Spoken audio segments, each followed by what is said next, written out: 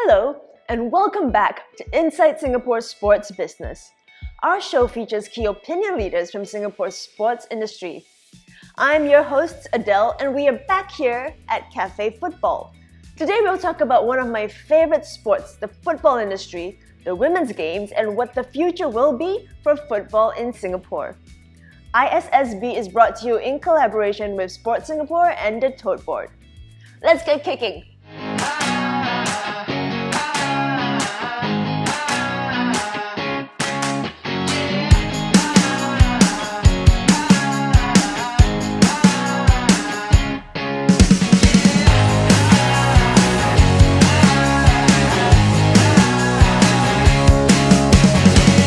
We have had some really amazing guests, high-profile key opinion leaders here at ISSB, but I'm always a little extra excited when we have our Singapore national team former captain, S-League all-time top goal scorer, Mr. Aleksandar Duric, with us, now the principal of Active SG Football Academy since 2016. Thank you for coming back, Alex. Thank you so much for having me again, yeah. And of course, I'm a huge fan of women's football, so I'm also very excited to speak to Miss Yip-Au. She is the former Singapore women's national team player, previously the under-16s women's soccer head coach, and she's now also a football coach with Active SG since 2018. Thank you for joining us, Chris. I'm very happy to be here. And I'm so happy to have you guys here. So let's go straight into some introductions. Well, Alex, we don't need introductions from Alex, but maybe for the uninitiated, just tell us a little bit about your background again. I was an ex-football player. I played for 5 clubs in Singapore from 1999. I've been here. Also played for Singapore 53 times. Won 8 titles, and if you just, in the small details, 8 titles with the S-League titles and 3-time football player of the year and 3-time top scorer. Scored 27 goals for the national team, and when we are also expecting now this Suzuki Cup going to happen in our country here in next month. I was in the team. We won in 2012 the Suzuki Cup. Looking forward our boys do the same things in the next month. And I'm also principal of the Active SG Football Academy. I joined Sport SG in 2016. I started that academy from scratch, and today I have 14 football centers around Singapore. I looking after from preschool all the way up to age 17, 18 years old boys and girls. So basically giving opportunity for all the kids in our country to enjoy coming and enjoy play football, and and just. It's happy job for myself because I'm still involved in football. Awesome.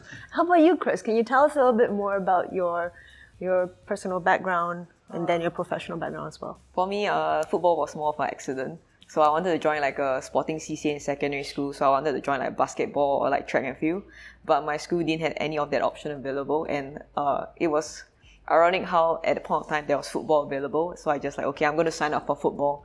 And that's how my journey started. So yeah, I think my first season I played for the school, and subsequently I made it into the under-16 national team. So that was kind of cool. So I went overseas for the first time, taking part in the different AFC's competitions. I think 2009, I won the Most Promising Player of the Year award. So I thought that was pretty cool as well. Then I went on to JC, played in the A division, was top scorer for both years. Which JC was that? Victoria Junior College, yeah. Yeah. So yeah, then after I went to uni, went back to the national teams and also playing for my club as well. So right now, just helping to manage the club, so which Alex have stepped in to help to support the women's club. So my women's club, so I'm very, very thankful for that. Yeah, so also a former national player. So I have 17 caps to my name, not as many as him, 53. Yeah, so and right now I'm also just doing coaching, so really just coming one whole cycle, being a player and now being a coach as well. Can you maybe both share with us a little bit about the general football industry in Singapore? How big is this industry here exactly? Football is a big, huge sport, and especially #1 sport in Singapore. So it's more or less everybody play. We can say that yes, it grew up big now, much bigger than it was 20 years ago, and is growing even bigger. Looking around at futsals and coming out all these like a mushrooms after the rain, because it's the last 10-15 years become like really popular to have all these small futsal pitches where people come enjoying the amateur football we're talking about first. They're playing, they want to play, they are coming with their friends, and you go down on the turf city on the weekends, you can see huge numbers of the kids, adults playing footballs. So the means is really growing up. We need the supporters on the to come into the stadiums and support this SPL clubs and your neighborhood clubs. Who is like if we talk about Haugen team, then we need the supporters to come into the and support your club. But yes, it become the huge industry. Football has always been a huge industry. I hope that we'll see even bigger in the next 10 years, 15 years, 20 years, and definitely it's growing.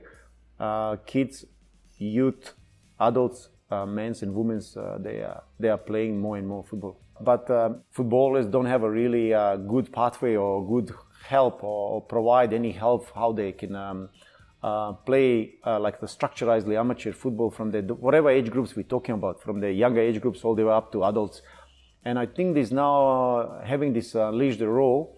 There's one of the segment there to help these amateurs footballs, and we're talking about men's and women's, boys and girls, to have this done. I think we have women's amateur teams as well. I think for women's it's just mainly amateur, so we don't have a professional like the men's.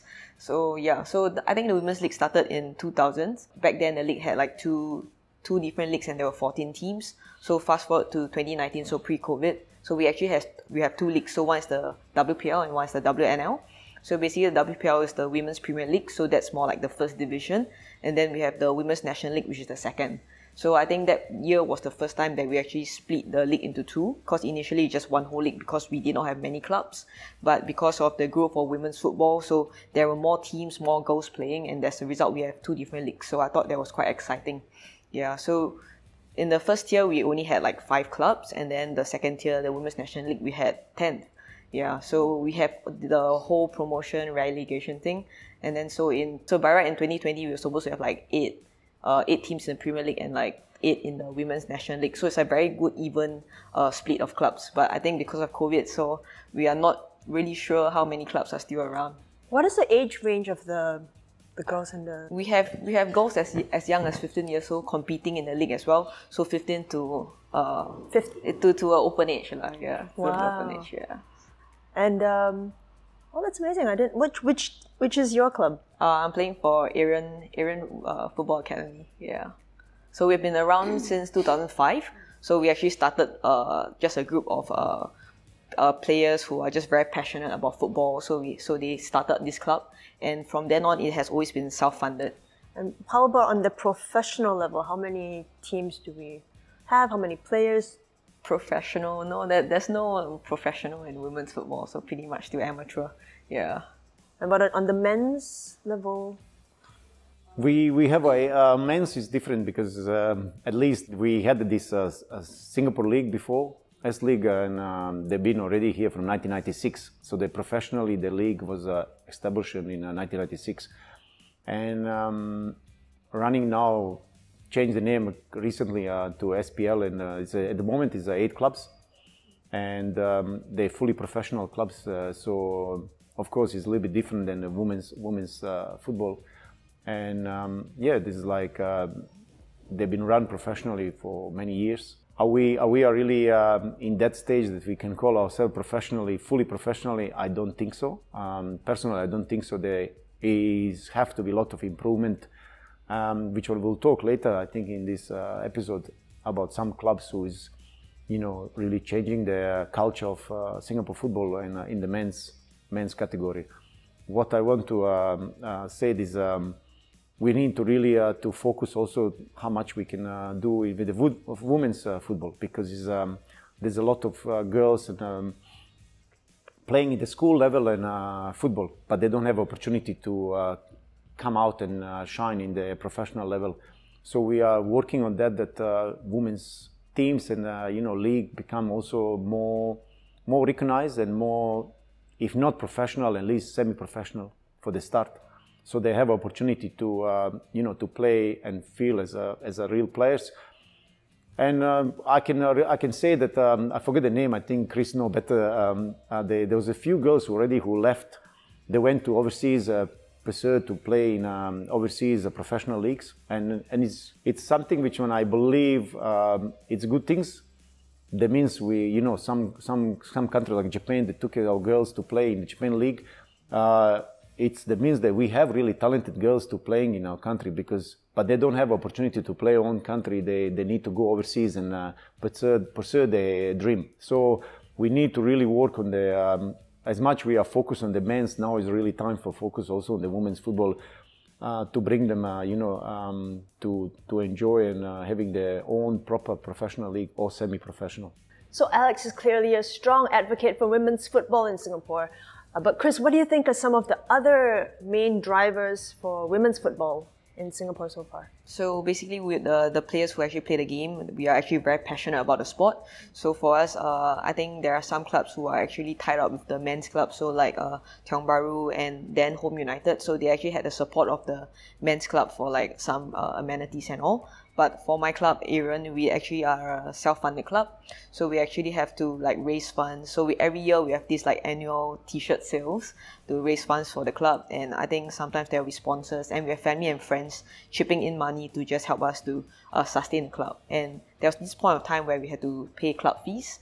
So I think that could be a strain, especially for like students, Yeah. When you mentioned sponsors, are there more like cash sponsors? Do you get in-kind sponsors, jerseys? For some, we have cash sponsors, but it's usually not a very huge amount. But I think whatever amount is appreciated, and mostly the sponsors are like family friends. They have the company, they would just like to help us, so we just print their company logo on it. So basically, that's just about it. Yeah. How about on the governmental level? Is there any support for women's football in Singapore? So recently Sport Singapore has stepped in to actually help my club. So it was a really huge, I think it was a very huge step for us, because we no longer have to think about being self-funded to be self-sufficient and all. So we are very thankful for Sport Singapore for actually providing us with venue, coaches, and even jerseys in the future, right? Yeah. Right. Nice. Okay, so right now Sport SG is working to... So yeah, basically what is the now we're driving this help for the women's sport football, because one of the component in UTR Unleash the Raw is very big, is women's football.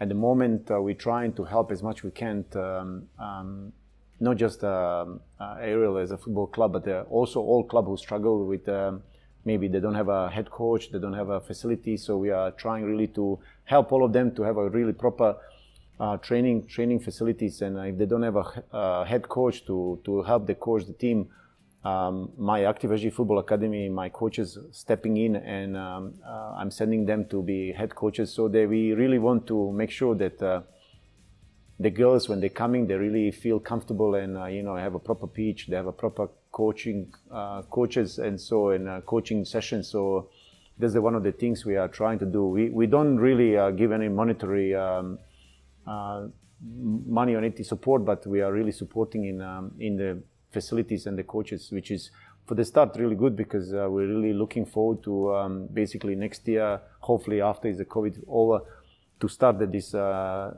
women professional league. So hopefully we can see that happen next year. When did this start? When did Sport SG start supporting the women's soccer? Actually, when there was Unleash the Road, this project. So there's a big component is men's, women's football, and so we just needed to see how many clubs is now at the moment a women's team in. And how to improve and bring them maybe some new teams. One of them is Albrecht Nagata, who is based here in Singapore, who have a men's football, but they don't have a women's football at all. They wanted to start, my Active SG Football Academy is trying to help to organize the trials for the girls, and also I'm sending them my coaches to help.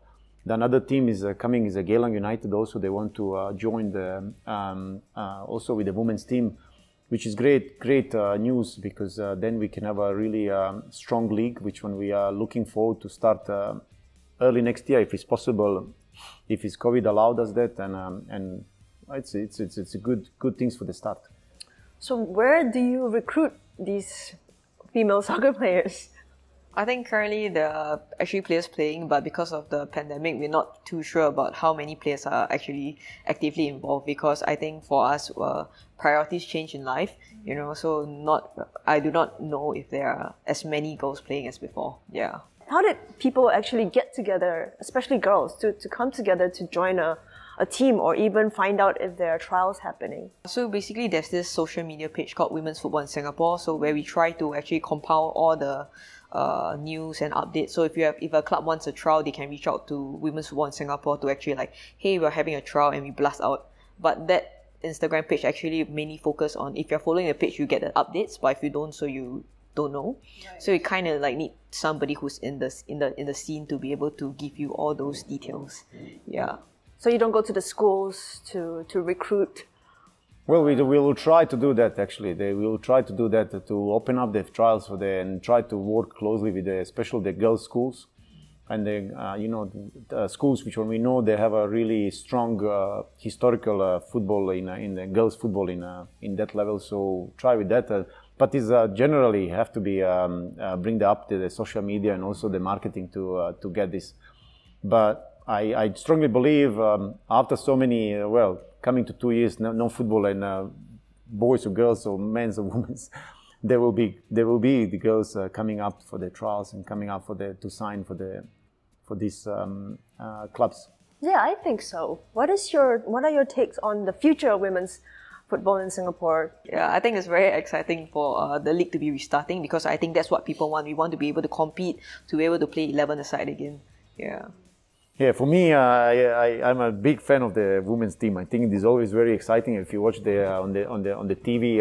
Europe and it's a European Champions of World Cup, and it's really good games to watch. All the competitive football of women's. What we hear missing is basically a lot of marketing, a lot of structurized teams, clubs in the women's side. And looking forward is like next 10 years that see the really huge improvement in the women's football, bring this level closer to the men's football, professionally, definitely. And I always believe that women's have a really big chance to, from outside in Singapore, to compete in an Asian level soon, and also hopefully they can actually qualify for the World Cup in one day, because it's something which one is, I think, from this side of the world, I think is much easier than the men's group side. So it's we really need to push and believe that it's a future in the women's sport and football, and it is, definitely is. Yeah, I've seen at the varsity level women's football. I was just on the bench, but my teammates, my seniors, they're amazing. So I personally am very passionate and looking forward to all the great work that will be coming from the women's football team, and of course from what Sport SG has to offer. So we look forward to some of the great things that Sport SG and the women's football has to offer all of us here in Singapore. And of course, I hope to see women's professional teams coming up as well. And earlier, Alex, you mentioned that on the professional level, there are some challenges. What are some of these challenges? One of the biggest challenges you can say is the money. Money was always the big part of the whatever is the football or in the real life is like always the money. Money is financial side is a big factor on football. Whatever we talk, men's or women's, it's always how much clubs operate with the budget, and the budget is unfortunately variation here in different clubs is budget is definitely different, but is generally all clubs struggle financially because is unfortunately we reality here is that it's very hard. I was a player and I play for a few clubs here, and its reality is very hard to get sponsors. I think there's we can make there's so many reasons, so many kind of like excuses why sponsors not coming into the football to sponsor the clubs. But at the moment, reality is just no sponsors. So it's not without sponsors. It's very difficult to run the football club because it's expenses. You have to pay the players' wages and so many things around the team club. It's huge. For the aspiring professional football players out there, maybe we can give us an idea. Are they able to earn a livable income being a professional player in Singapore? Well, I can say from myself, been a long time here, is upside down. Somehow this league or leagues in football way, in the men's, it's always been upside down. The league was, there was a years was really good when was a lot of sponsors coming in, and there was a years when really the clubs needed just to survive, to kind of hold on themselves in the league. Between 2000, probably 10 and 2000 now, I mean, there was a lot of clubs who really closed down the door. Big clubs closed down the door that couldn't even survive. And that's the reality. We can say that probably there's a lot of work. When you run the club, I think generally you need to have these people who is running the club to understand that running the club is no easy job. Need to be really focused fully that, generally you need to bring the money in and not just wait for the, fund which one is coming from the Singapore Football Federation. And so a lot of clubs actually, I don't think so they realize that is not easy when they come, those people who run in the clubs, and a lot of clubs actually close down because of that. Does the income fluctuate? Yeah, the players, if the players can live a really good life, I think they are comfortably can say that yes, they can, but they really need to leave the professionally. I think there's my observation as a player being here is that there's a lot of players feel that it's like a hobby, and it is wrong. I think there's you need to, when you sign and you want it to be professional football player, you really need to sacrifice all your life for the football and live and breathe for football. And it's a lot of players don't really realize that, and is maybe is also one of the reasons that maybe the wages is not really that big, because variation in the team is of course is not all players getting same wage. Better players, of course, they get bigger. The younger players who is just coming through, they get lower. I can say that there can be players that can really live comfortably here. I mean, by playing football, and it's great. Can you share with us what it means to live and breathe football? Like, I wake up at 5 a.m. and I start training. We call ourselves professional football league just to live for the football. I live all my life for the football. Basically, from the morning to evening, you are training in the mornings, you're training afternoons, you are thinking about football, you watch the football, you work so hard to be in team. You fight, you give your best in every session, every training, because this is the way that you are going also do that in the game. And fight for your position, because it's only 11 players can be on the field. And usually every club in Singapore, or whatever is the club we're talking about, is between 25 to 30 players.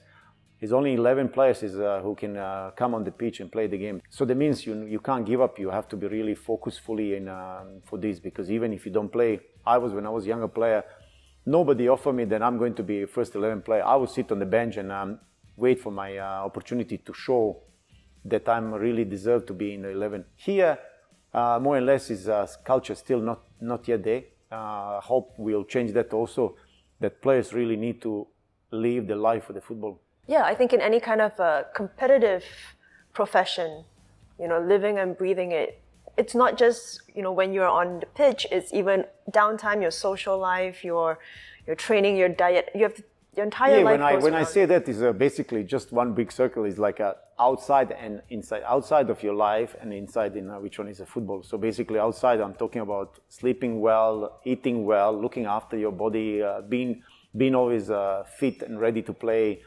Inside is also giving your best for the club and the team. Be role model basically for the entire nation, because those players been watched by kids, and we all want to see those players. They are, they're really looking after themselves. They don't smoke. They don't go out, and they are really giving the best. So this one is something which we need to work in here, because I don't see that it's still fully on working. Of course, we all want our football heroes to last forever and inspire us for decades and decades to come.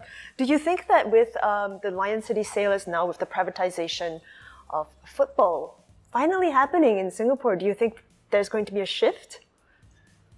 Well, it's exciting. That was exciting. I think most exciting news can happen that we finally got to first privatize the club. Most clubs, none of the club before was privatized. To see the sailors to become first club to be privatized is great news. Hopefully there will many clubs going to be privatized in future. We're looking to basically privatize the league, which will be that's the kind of right direction for I think the footballer, because if you look at around the world and all the leagues around, all of them is privatized. All of them privatized. The clubs, basically owned by private persons and run privately, it's great, because when you say the privatized, that means it's money is coming, and bigger budget as a club. It's a better opportunity for the club to sign bigger players, whatever you talk, local or foreign players. Then we can really enjoy watching these games, because then the fans will coming, because they see of course, straight away is improvement of the football. I think the game is more exciting. The teams is more kind of, everybody want to improve the team's own team, and when they privatize. So, I mean, Sailors is a, great example from the day one when they been privatized. They are, they're signing big names locally on national players, local players, and same time also foreign players. Then they are really making the facility for the teams to have the proper trainings and nutritions, the doctors and the physios and everything, which one is really lacking here at the moment. And so if we hopefully the rest of the clubs and will follow the Sailors pathway and do same or similar what they're doing at the moment. Yeah, that's right. I think it really takes a lot to build this level of professionalism in any sport. And what was the sentiment like when the news came out that we had our first $1 million deal with a player? Did you, just generally in the football industry in Singapore, was there excitement? Do you think that we'll see a lot more of these kinds of deals coming up? I mean, I can say that I got a lot of calls from that moment it happened when the Diego signed from Portugal. He came in that deal. There was a lot of news coming in from Europe or all the world and asking, what is this club in Singapore to can offer to pay this kind of player, which is great. That means you don't even realize how much help to promote the football in our country by just signing those kind of players. I mean, and it's just help just to bring some hope, and also the fans also start talking between each other and saying, let's see this player. And recently, even with this COVID period of time when only thousands of spectators could be filled in the Jalan Besar, the stadiums, every time Sailors player I went to watch was sold out, which is great. I mean, it's like something moving forward. You can see that is a great feeling for the football and great going to happen, I hope, in the future. Yeah, since the inception, I see a lot of fans actually donning their jersey. So when you're out on the streets, you actually see that, hey, there's a Sailors fan. I think that was pretty exciting. And I also think it's been a while since we actually have a title contender. So I think in 2020 and this year's the league, we actually have we did not know who was going to win the SPL champions. Really close, so it was close fight. very, very close fight. So I think it really helped to bring the level up. And I think also Sailors have a plan to actually compete in the ACL. So I think they recently just signed this South Korean striker, 1.98 meters. Yeah, so I think by being prepared to play in the Asian Champions League will actually put Singapore on the map. So people would see that, Singapore leagues is actually, we are going somewhere, and that would definitely bring the level of football up in Singapore.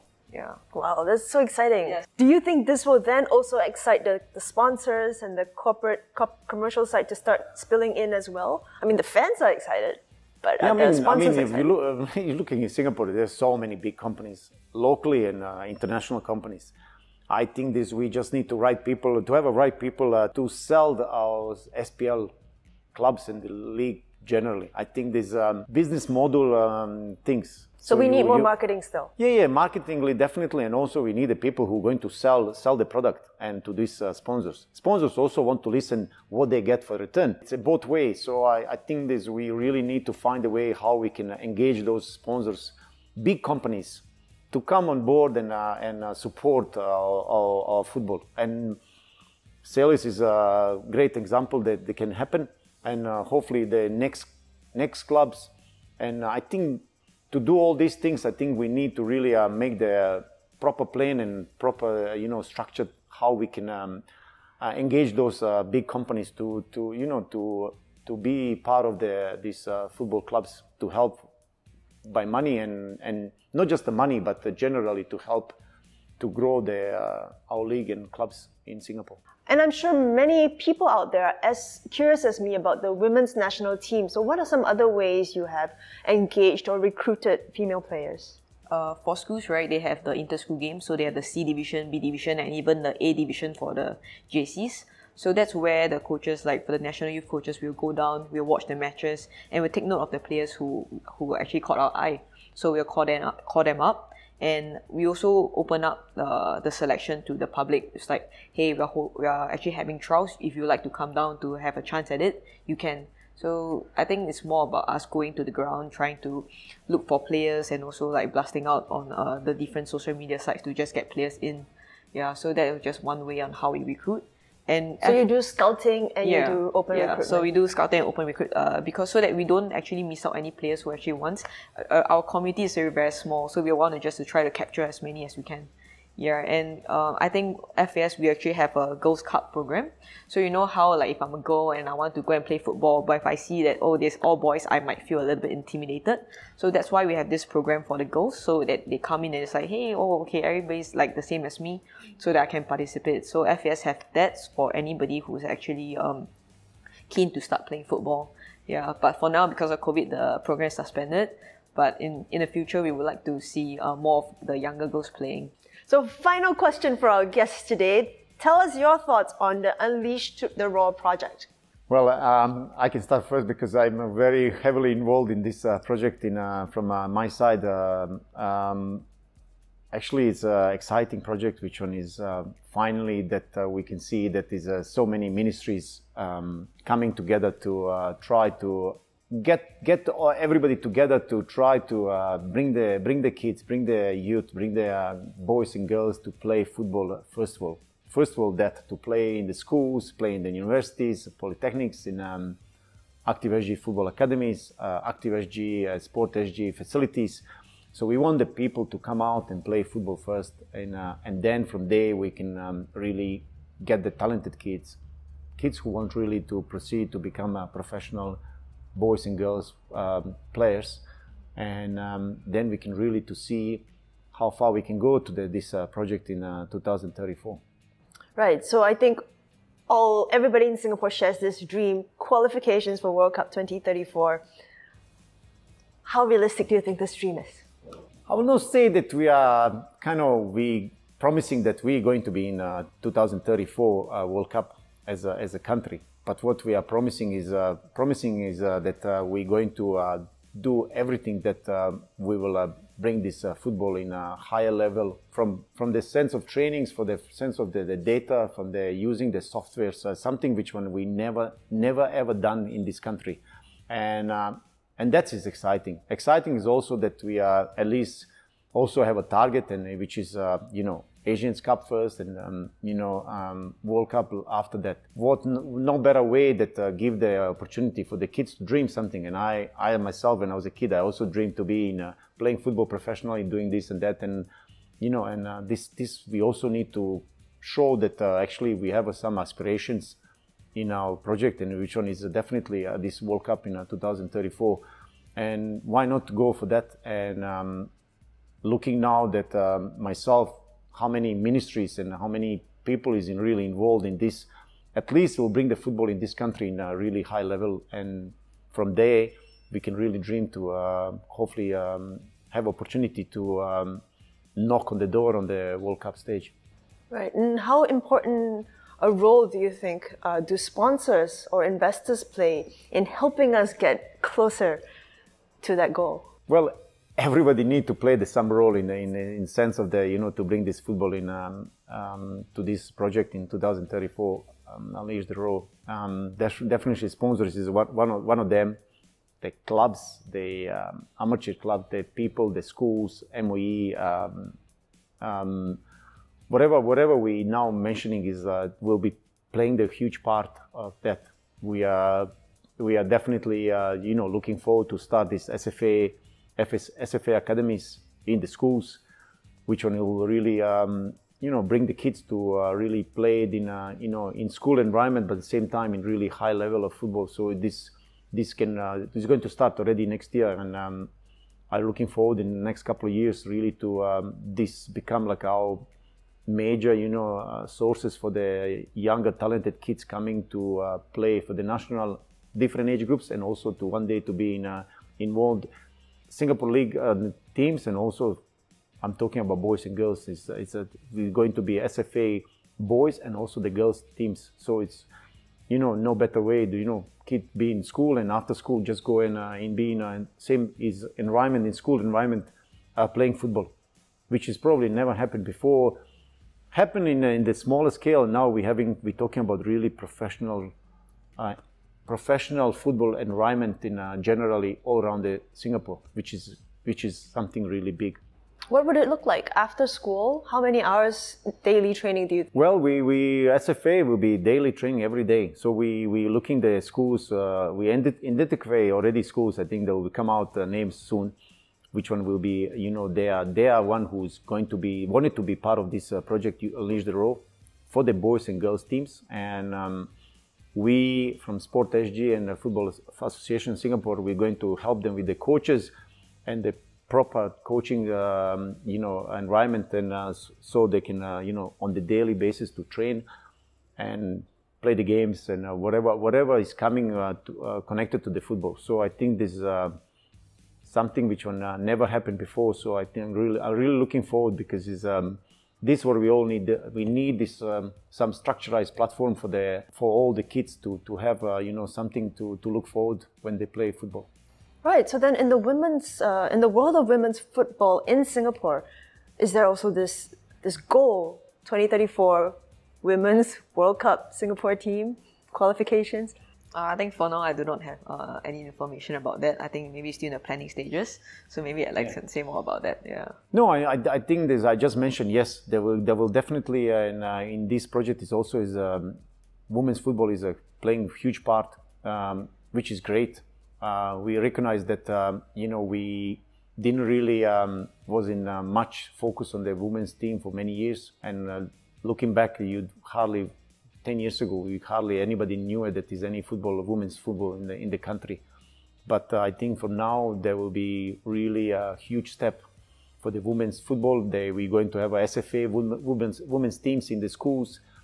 We're going to start the women's football league proper in a better way, and so it's all these things.